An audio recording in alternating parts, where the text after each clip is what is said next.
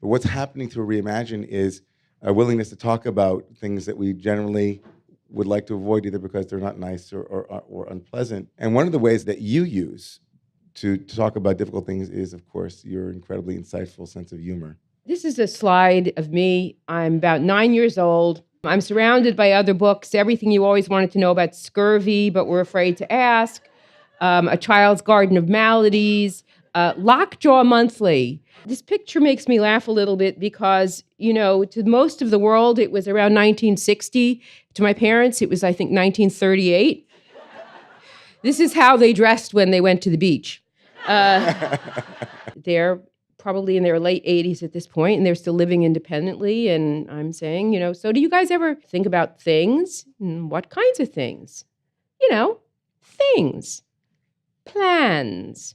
I have no idea what you guys want. Let's say something happened. Am I the only sane person here? You know what? Forget it. Never mind. Que sera, sera. Later that day. Phew. Phew. Phew. Between their one bad thing after another lives and the Depression, World War II, and the Holocaust in which they both lost family, it was amazing that they weren't crazier than they were. Who could blame them for not wanting to talk about death? It was hard not to notice that every time I came to see them, the grime had grown thicker, the piles of newspapers, magazines, and junk mail had grown larger, and they themselves had grown frailer. But anytime I mentioned assisted living, the reaction was extremely negative, and these places have these names: Sunset Gardens, End of the Trail Acres, Final Bridge Resting Home. Somehow they were able to see through the euphemisms. I'm sure it wasn't easy, but they were adjusting. Your father had an egg in his pocket all day. Thank God it turned out to be hard-boiled.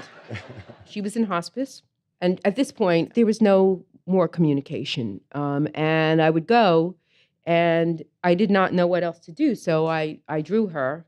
Then at the end of September, she passed away. Have you had this conversation with your kids? Did you sit them down and talk to them about death and about what would happen when you got older? No, not... Carrying the cremains on the subway is somehow, in the Jewish world, slightly sacrilegious to kind of involve... But why? Right, good question. Why? I didn't carry them on the subway in any way to be sacrilegious.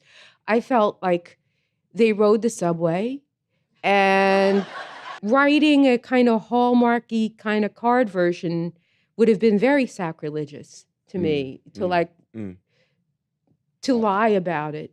To lie about it, to hide behind the sentiment. Yeah. It sounds like from the time you were a child, your parents, especially your mom, was making you fearful of the world, and yet you seem so at home in it. And I was wondering how you escaped not having tics and rashes. Better living through chemistry. Yeah.